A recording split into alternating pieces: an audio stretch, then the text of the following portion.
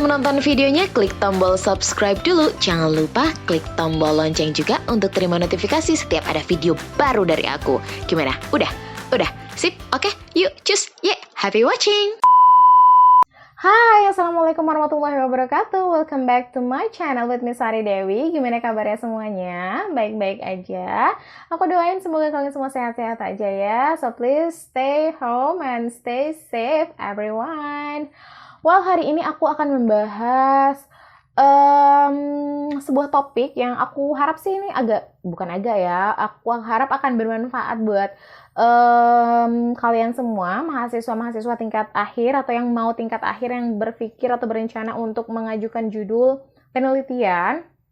Jadi karena situasi yang seperti sekarang ini, yang kayak kita belum akan ada wacana new normal, tapi kalau akan ada badai susulan, kayak misalnya yang dialami sama China, Korea, dan kemudian harus ada penutupan lagi, kita harus waspada terus sama situasi kayak gini. Jadi, aku menyarankan buat kalian, mahasiswa akhir atau mahasiswa yang mau mahasiswa akhir yang akan mengajukan penelitian, itu untuk lebih milih-milih lagi tentang topik yang bisa relevan sama situasi pandemik kayak gini.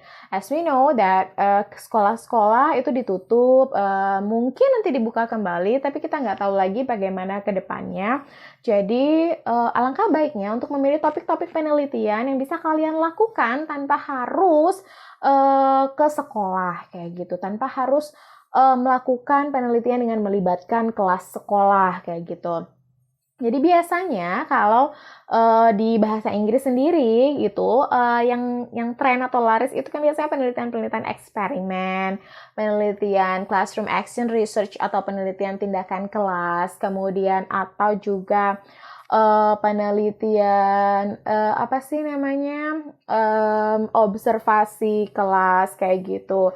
Nah, tapi kalau kelasnya nggak ada, pembelajarannya nggak ada gimana? Nah, kalian tetap bisa lulus, tetap bisa ngajukan skripsi, tapi harus pintar-pintar untuk memilih topik yang relevan dengan situasi pandemi kayak gini, oke?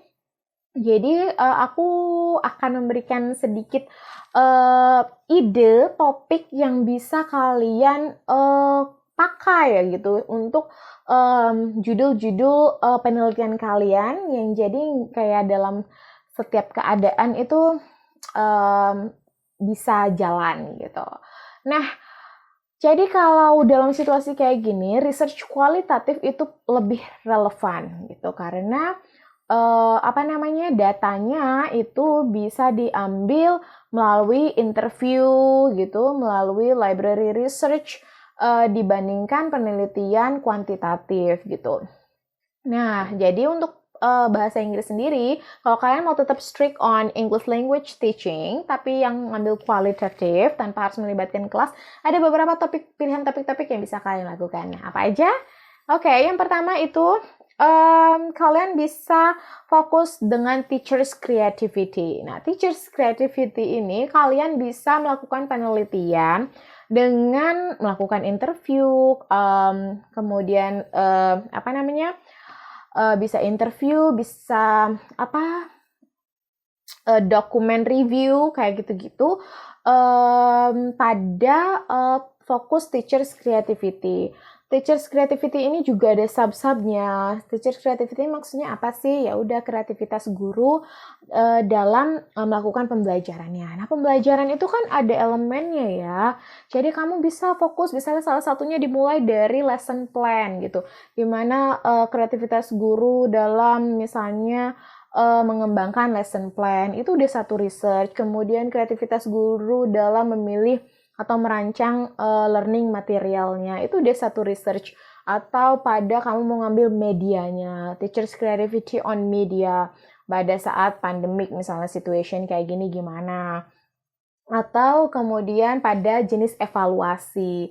Jadi namanya pembelajaran itu ada planning, kemudian ada implementation, dan ada evaluation.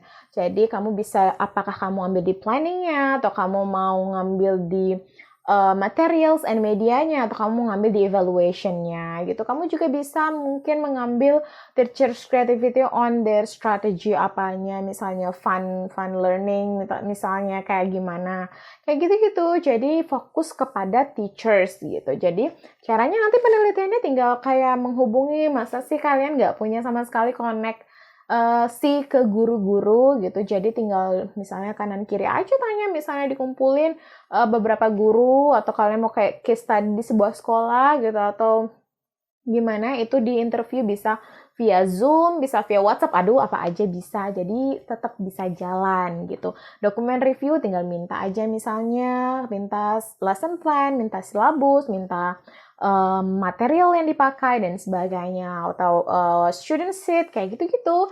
Jadi tetap bisa jalan kok ya. Oke, yang nomor 2 itu kalian bisa melakukan content analysis. Nah, content analysis ini biasanya kalian akan mereview dokumen, melakukan analisis terhadap konten sebuah dokumen atau sebuah media atau apapun itu. Kalian analisis secara mendalam dengan menggunakan parameter tertentu. Misalnya nih, kayak dulu aku melakukan konten analisis pada sebuah buku kurikulum 2013.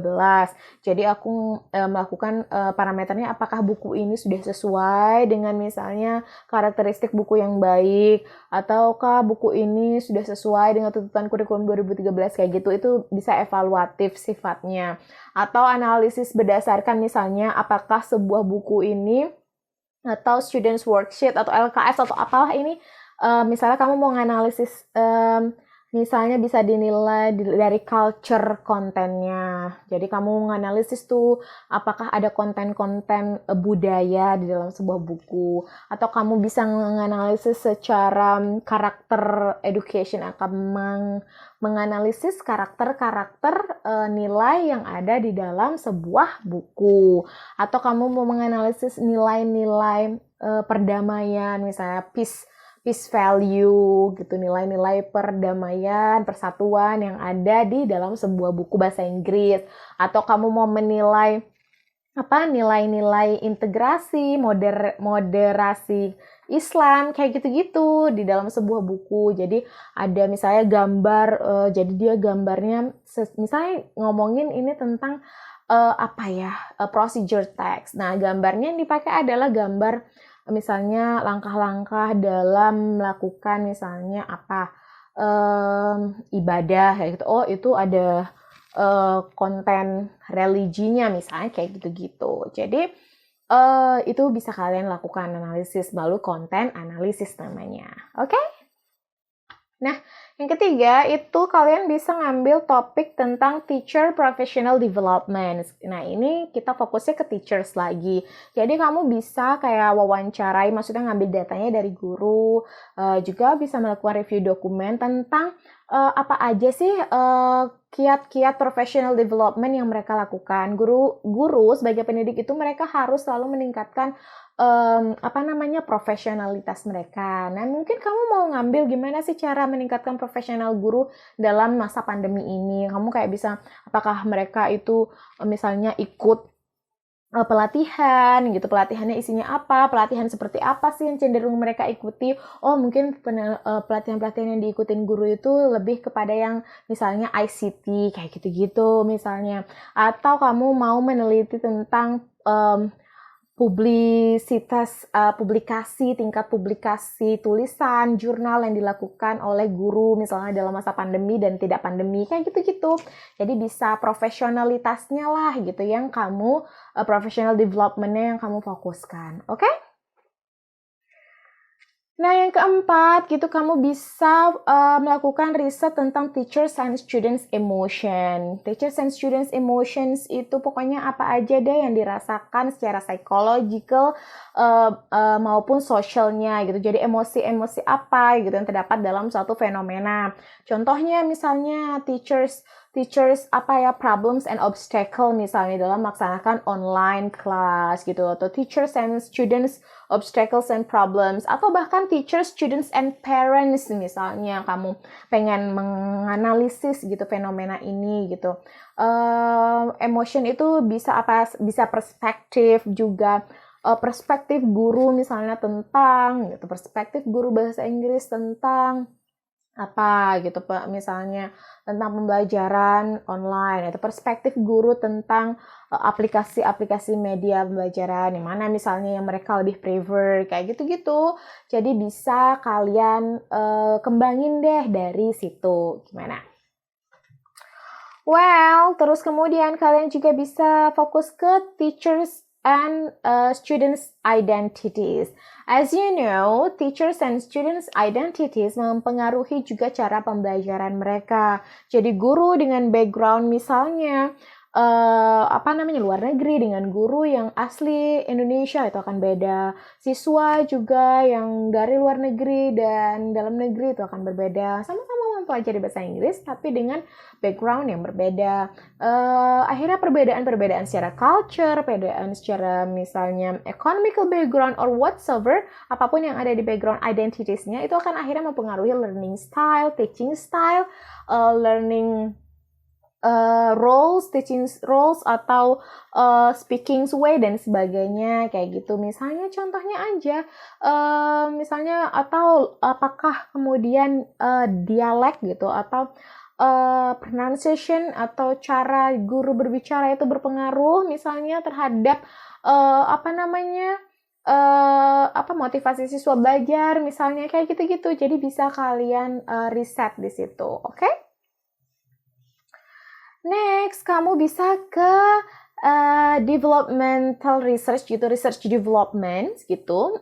Sebenarnya research development itu ada dua, R&D, ND. Tapi di ND aku lebih saranin di sini karena di ND itu bisa hanya sampai pada design and development. Kamu tidak harus apply ke sekolah karena keterbatasan waktu misalnya.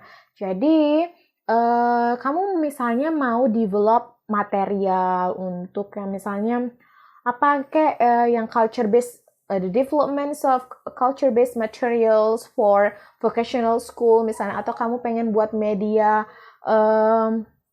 yang menyenangkan misalnya dalam masa pandemi kayak gini, atau kamu mau buat tes evaluasi yang menyenangkan misalnya kayak gitu-gitu.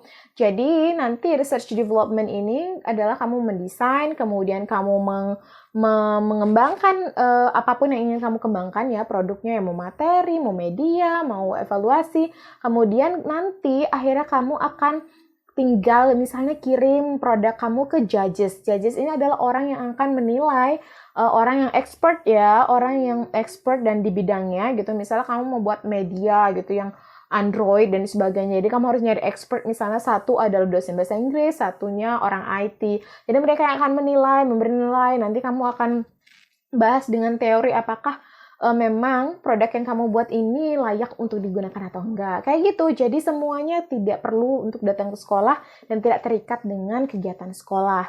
Nah, kayak gitu-gitu. Jadi jangan takut lulus, jangan takut untuk maju skripsi di dalam pandemic situation. Harus smart, harus tahu jalan keluarnya terhadap masalah kamu. Oke, semoga apa yang saya kasih ini bisa sedikit bermanfaat buat kalian semua, bisa memberikan ide yang fresh buat kalian semua.